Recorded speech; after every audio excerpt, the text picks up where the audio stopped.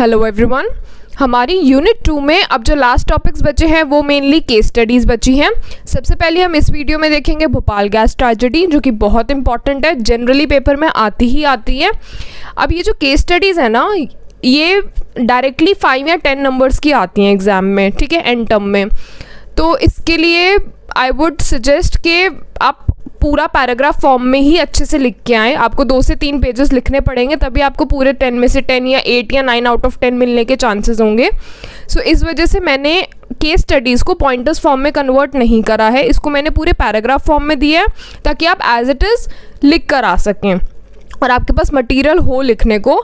जो main points हैं वो मैंने हाईलाइट कर दिए हैं, और जब मैं समझाऊंगी अभी वो एज अ स्टोरी आपको समझाऊंगी और सारे के सारे पॉइंट्स को कवर करके करूंगी। आपको बिल्कुल स्टोरी की तरह 110% याद रहेगा, उसके लिए डोंट वरी, ठीक है। बट मैं दूंगी इसके नोट्स आपको ऐसे पैराग्राफ फॉर्म में, और मैं अपने पेन या मार्कर कुछ भी इस वीडियो में यूज़ नहीं करूँगी, सो दैट आपको क्लियरली दिखे और आप खुद से एक बार रीड कर सके। मैं रीड भी नहीं करूँगी, मैं इसे एक स्टोरी की फॉर्म में आपको समझाऊंगी। You will get to know each and everything और माइंड में आपके रहेगा। इसको स्टार्ट करने से पहले मैं आप सबसे फिर दोबारा रिक्वेस्ट करना चाहूँगी, अगर आपको मेरा कंटेंट अच्छा लगे तो मेरे हार्डवर्क को सपोर्ट करने के लिए please subscribe to my channel and मेरी वीडियोस अपने फ्रेंड्स एंड फैमिली के साथ भी शेयर करिए। Okay, so let's start this topic. जो भोपाल गैस ट्रेजेडी है, अगर वो आता है आपको इसको 4 मेन पॉइंटर्स के अंदर लिख के आना है। पहला, इसकी history, then second the catastrophe, मतलब जो भी डिज़ास्टर हुआ उसके बारे में, देन थर्ड आपको लिखना है उस डिज़ास्टर का एनालिसिस, और फोर्थ आपको लिखना है ट्रेजेडी ऑफ विक्टिम, ठीक है। इसी 4 पॉइंटर्स में मैंने आपको पैराग्राफ फॉर्म में चीज़ें दी हैं, एक एक करके समझते हैं। पहले हिस्ट्री देखते हैं।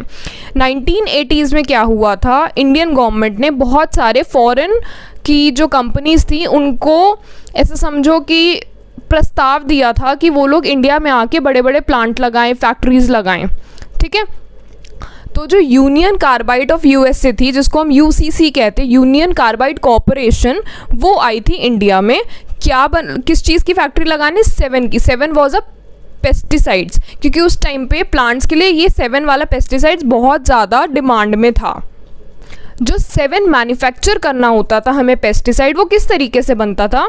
एक फॉस्जीन गैस थी, ठीक है, उसको रिएक्ट करवाना पड़ता था एक और गैस के साथ जिसका नाम था मोनोमिथाइलअमीन, ठीक है। इन दोनों का जब रिएक्शन होता था एक न्यू मॉलिक्यूल प्रोड्यूस होता था which was MIC। MIC was methyl isocyanate. ये वर्ड बिल्कुल याद रखना, ये आपको जगह भोपाल गैस ट्रेजेडी में लिखना पड़ेगा। MIC, methyl isocyanate. इसी गैस की वजह से भोपाल गैस ट्रेजेडी हुई थी, ठीक है। इतना समझ आया? 7 मैन्युफैक्चर होने के लिए फैक्ट्री लगाई गई। 7 किस तरीके से बनता था? 2 गैस को आपस में रिएक्ट करवा के, रिएक्ट करने के बाद जो उसका फाइनल मॉलिक्यूल बनता था विच वॉज MIC। जो MIC था वो बहुत ज़्यादा वॉलेटाइल था। जैसे ही वो फ्यू ड्रॉप्स ऑफ वाटर या फिर कुछ मेटल डस्ट के साथ कंबाइन करता था, वो एकदम से अनकंट्रोलेबल वायलेंट रिएक्शन होता था उसका। और जब ये फैक्ट्री लगाई गई तो ज़्यादा सेफ्टी सिस्टम्स, सोफिस्टिकेटेड सिस्टम्स नहीं रखे गए, और हमेशा MIC को एक्सप्लोजन से बचाने के लिए एक परमानेंटली उसे टेम्परेचर 0 डिग्री सेल्सियस पे रखना होता है, तभी आप एक्सपोजर से अपने आप को बचा सकते हो। तो उस टाइम पे एक प्रोविज़न बनाया गया था कि जिस भी ड्रम्स में या टैंक्स में वो होल्ड किया जाएगा तो उसको रेफ्रिजरेट करा जाएगा, ओके। सो 1966 में क्या हुआ, गवर्नमेंट ऑफ इंडिया ने लाइसेंस ग्रांट कर दिया UCIL को, मतलब यूनियन कार्बाइड कॉरपोरेशन थी, उसकी इंडियन वर्जन को which was UCIL, Indian carbide India limited को, ताकि वो 7 पेस्टिसाइड को प्रोड्यूस करे और जो भी रिक्वायर्ड केमिकल्स हैं उसके थ्रू। अब जब कोई प्लांट या फैक्ट्री लगानी होती है तो ऑब्वियसली इंजीनियर्स को चेक करने के लिए बुलाया जाएगा। तो UCIL का एग्रोनॉमिक इंजीनियर जो था उसने बोला भी उस टाइम पे कि 5000 टन्स ऑफ 7 प्रोड्यूस करने के लिए बहुत ज़्यादा MIC मैन्युफैक्चर करना पड़ेगा, और he was not in favour कि इतना ज़्यादा MIC स्टोर करा जाए, वो भी एक ऐसी साइट पे जो कि डेंसली पॉपुलेटेड है। भोपाल बहुत ही डेंसली पॉपुलेटेड है, वहाँ पे वो फैक्ट्री लगाई जा रही थी। तो he was not in that favour at all. और प्लांट की जो साइड थी उसमें से जो भी हवा निकलती थी वो towards the slum and railway station blow होती थी, जो कि ऑलरेडी ओवर पॉपुलेटेड है, एंड वहाँ के जितने भी पीपल हैं उनको इससे प्रॉब्लम होगी, हेल्थ इश्यूज आएंगे। ये चीज़ के वो इंजीनियर फेवर में नहीं था। अब ये टॉपिक आगे कंटिन्यू करने से पहले आप सब मुझे एक चीज़ बताइए। आप सब ने कहा कि HVP का कंटेंट चाहिए, राइट? मैंने आप लोगों को इतने शॉर्ट नोटिस पे भी कंटेंट बना रही हूँ एंड अपलोड भी कर रही हूँ, एंड HVP जैसा सब्जेक्ट कोई और टच भी नहीं कर रहा है इस टाइम पे। Still I am doing just for you all, but still आप लोग इतना सा भी इंकरेजमेंट नहीं दे पा रहे हैं। आप लोग पूरी वीडियोस देख रहे हैं, व्यूज भी आ रहे हैं, वॉच आवर्स भी मेरे पास आ रहे हैं, बट लाइक एंड सब्सक्राइब अभी भी नहीं हो रहा है। मेरा टारगेट भी फुलफिल नहीं हुआ है। स्टिल आप लोगों के कहने पर मैं कर रही हूँ, बिकॉज आप लोगों का एग्जाम है। मैं जितना मैक्सिमम कर सकती हूँ I am doing for you all, but I don't know, इतना सा भी अगर आप लोग, कोई एक इंसान आपको फ्री में कोई चीज़ प्रोवाइड कर रहा है तो एक सब्सक्राइब करने में आई डोंट नो क्या प्रॉब्लम हो रही है। Please do it. मैं दोबारा रिक्वेस्ट कर रही हूँ, प्लीज़ सब्सक्राइब करिए and it would be helpful. आप लोगों को जो कंटेंट दिया आपको याद रहेगा, उस चीज़ की टेंशन मत लीजिए, आप लिख पाएंगे एग्जाम में। और ये जो भोपाल गैस ट्रेजेडी है ये पक्का आएगा, तो 10 मार्क्स आपके for sure you will gate. Engineer की इस रिपोर्ट के बाद जो एप्लीकेशन थी प्लांट लगाने की वो रिजेक्ट होनी चाहिए थी, बट वो रिजेक्ट नहीं हुई। अब इसके बाद क्या हुआ, UCIL के 3 इंजीनियर्स मई 1982 में USA से भोपाल आए एंड उन लोगों ने जो भी प्लांट लगा था उसके सारे स्टैंडर्ड्स और फंक्शनिंग चेक करी, क्या वो सही से चल रहा है क्या नहीं चल रहा, बेसिकली रिपोर्ट तैयार करी। तो रिपोर्ट में ये जो पूरा नीचे बड़ा वाला येलो वाला पैरा है उन्होंने ये सारा कुछ दिया। जो उन लोगों ने रिपोर्ट तैयार करी वो बिल्कुल भी ठीक नहीं थी, और भोपाल प्लांट जो था वो बिल्कुल भी ठीक से परफॉर्म नहीं कर रहा था। ऑयली ड्रम्स की लीकेज थी, बहुत ज़्यादा यूज्ड पाइप यूज़ हो रही थी, कोई अर्थिंग वायर नहीं थी, पुअर एडजस्टमेंट थी चीज़ों की, और एक प्लांट को, एक फैक्ट्री को रन करने के लिए एक ट्रेंड स्टाफ की ज़रूरत है, जबकि पता है वहाँ पे इतना हार्मफुल केमिकल प्रोड्यूस हो रहा है, तो वहाँ पे इनएडिक्वेट ट्रेंड स्टाफ भी था। उनकी रिपोर्ट में ये भी लिखा था कि अनसेटिस्फैक्ट्री इंस्ट्रक्शंस ऑफ मेथड्स हैं लोगों के पास, वहाँ पे अच्छे से मेंटेनेंस भी नहीं है किसी चीज़ की।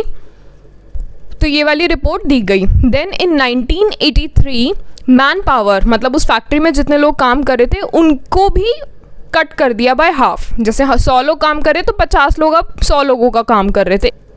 जो कंट्रोल रूम था उसमें सिर्फ एक ही मैन रहता था जो कि सबको सारी चीज़ें मैनेज करता था, सारे गॉजेस को, सारे टैंक्स वगैरह का टेम्परेचर, प्रेशर, ये सब कुछ।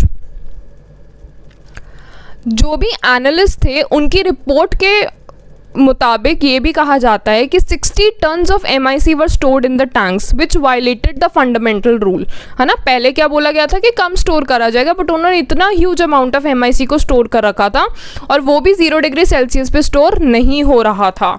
और उससे रिलेटेड जो भी एक्सटिंग्विशर और वो सारी चीज़ें चाहिए होती है ताकि गैस लीक ना हो, मेंटेन रहे, डीएक्टिवेशंस और वो सब, वो भी कुछ नहीं था।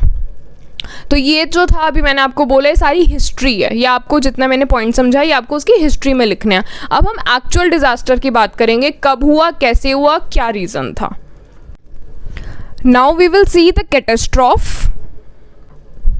बेसिकली जो ये ट्रेजेडी हुई थी, ये डिजास्टर हुआ था, ये रात के टाइम पे हुआ था, ठीक है। अराउंड 1 बजे के आसपास हुआ था। 11 बजे से प्रॉब्लम स्टार्ट हो गई थी और 1 बजे के आसपास एकदम से बस्ट हुआ था, एक्सोथर्मिक रिएक्शन हुआ था। हुआ क्या था, 1 टन ऑफ वाटर जो है वो 40 टन्स ऑफ गैस में मिल गया था, ठीक है। और उसकी वजह से एक एक्सोथर्मिक रिएक्शन हुआ था, जिसकी वजह से एक ग्रे कलर का बहुत बड़ा क्लाउड UCIL पेस्टिसाइड प्लांट के अराउंड फॉर्म हुआ एंड स्प्रेड हो गया, ठीक है। और ये हुआ क्यों था, मैं आपको अभी एक्सप्लेन किया। वाटर जो है वो MIC स्टोरेज टैंक में एंटर कर गया था, इस वजह से होता। और ये कब हुआ, December 3rd या 4th, ठीक है, क्योंकि रात का टाइम था 1984। ये डेट्स प्लीज़ याद रखना, इन डेट्स के बिना कोई मार्क्स नहीं मिलेंगे। डेट्स लिख के आओ एंड उसे पेंसिल से अंडरलाइन कर दो। और जैसे ये किलर गैस एकदम से स्प्रेड आउट हुई पूरी सिटी में रातों रात, विक्टिम्स एकदम हॉस्पिटल पहुंचे, आधे से ज़्यादा ब्लाइंड हो गए, कुछ ब्रेथलेस पहुंचे, कुछ ऑन द स्पॉट डेथ भी हुई कईयों की। अगर रिपोर्ट के अकॉर्डिंग चलें तो 10,000 person died immediately and 30 to 50,000 were critically ill. और ये क्रिटिकली इल उस टाइम नहीं थे, उनकी आज तक की भी पीढ़ियाँ जो हैं उनमें भी हेल्थ इश्यूज अभी भी चल रहे हैं, अभी भी ये वाली प्रॉब्लम नहीं ठीक हुई है। जिनके पेरेंट्स ने वो इनहेल कर लिया वो आज तक भी लोगों के जीन्स में चलता आ रहा है। किसी को कोई हैंडीकैप की प्रॉब्लम होती है, किसी को कुछ होती है। आप अगर न्यूज़ वगैरह देखेंगे you will get to know कि आज भी ये प्रॉब्लम वहाँ पे चल रही है। So this was all about जो डिज़ास्टर हुआ था. अब इसके बाद हम इसका देखेंगे एनालिसिस. ये जो डिज़ास्टर हुआ इसके ऊपर बहुत सारी एनालिसिस करी गई कि क्या ऐसी प्रॉब्लम थी, क्या ऐसा नेग्लिजेंस हुई कि इसकी वजह से ये हुआ. ये जो डिज़ास्टर हुआ था इसने बहुत सारे एथिकल इश्यूज रेस करे थे उस टाइम पे कि इतने डेंसली पॉपुलेटेड पे पहली बात तो ऐसी फैक्ट्री लगनी नहीं चाहिए थी. ठीक है. देन उसके बाद UCIL ने इतना ज़्यादा MIC को प्रोड्यूस करा और स्टोर करके रखा, जो कि एक बहुत ही डेडलीस्ट केमिकल है किसी भी ह्यूमन बीइंग के लिए, राइट. और एक अनकंट्रोल्ड रिएक्शन स्टार्ट हुआ था. और क्यों हुआ था? फॉल्टी वाल्व के कारण. हो सकता है मैं ऊपर शायद बोलना भूल गई. एक फॉल्टी वाल्व था जिसके कारण पानी जो है वो एंटर करा था MIC के टैंक में, राइट. ये प्रॉब्लम हुई थी. रिपोर्ट्स के अकॉर्डिंग देखा गया कि जो MIC उस टाइम पे फ्लो कर रही थी वो 200 टाइम्स ज़्यादा थी as per the designed capacity. And MIC का टैंक जो है वो 50% परमिसिबल लिमिट है उसकी, और उसको 87% फिल करा गया था उस टाइम पे. 87% फिल थी.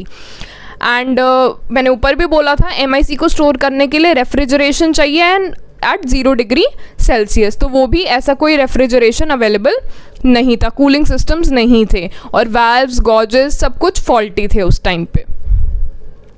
और वर्कफोर्स को भी आधा कर दिया गया था. और जो सेफ्टी ट्रेनिंग थी वो 6 मंथ्स की होती है वर्कर्स के लिए, ऐसी फैक्ट्रीज़ के लिए, बट वो 15 डेज़ की कर दी. 15 डेज़ में ट्रेनिंग देके वर्कर्स को काम पे रखा जा रहा था. सबसे बड़ी प्रॉब्लम ये थी कि UCIL ने कभी अच्छे से इन्फॉर्मेशन दी ही नहीं कि MIC इस लेवल पे प्रोड्यूस हो रही है और MIC का यहाँ पे मेन स्टोरेज हो रहा है. तो इस वजह से जब लोगों की डेथ हुई, लोगों को प्रॉब्लम हुई, वो हॉस्पिटल गए तो डॉक्टर्स भी उनको अच्छे से ट्रीट नहीं कर पाए, बिकॉज नॉलेज ही नहीं थी कि एकदम से हुआ क्या एंड किसकी वजह से हुआ, और डॉक्टर्स अच्छे से ट्रीटमेंट दे ही नहीं पाए उस टाइम पे. अब हमने 3 सब पॉइंट्स कवर कर लिए. क्या क्या? हिस्ट्री देखी, देन कैटास्ट्रॉफ देखा, मतलब जो डिज़ास्टर एक्चुअली हुआ था, देन उसके बाद उसका एनालिसिस देखा. अब लास्ट हम देखेंगे ट्रेजेडी ऑफ द विक्टिम्स. इसमें क्या हुआ था? दिसंबर 1987 में जो भोपाल डिस्ट्रिक्ट कोर्ट के जो जज थे उन्होंने एक ऑर्डर पास करा UCIL के लिए कि आप 3.5 बिलियन एज अ रिलीफ पे करिए. और ये जो ऑर्डर पास किया गया था MP हाई कोर्ट में चैलेंज करा गया था. देन जो कंपनसेशन अमाउंट है उसको फिर दोबारा रिड्यूस करा गया टू द 2.5 बिलियन. 3.5 से 2.5 कर दिया गया, बट वो भी पे नहीं करा गया. एंड लास्ट जो सेटलमेंट हुआ वो सिर्फ 10,000 पर विक्टिम का सेटलमेंट हुआ था. एंड UCIL एस्केप कर गई थी बहुत ही छोटा अमाउंट सेटलमेंट का देकर. ठीक है. और लैक्स ऑफ इंडियन आज भी उसकी वजह से उस टाइम तो सफ़र कर रहे थे, आज तक भी उनकी फैमिलीज सफ़र कर रही हैं क्योंकि उनके जीन्स में वो चीज़ चली गई है, राइट.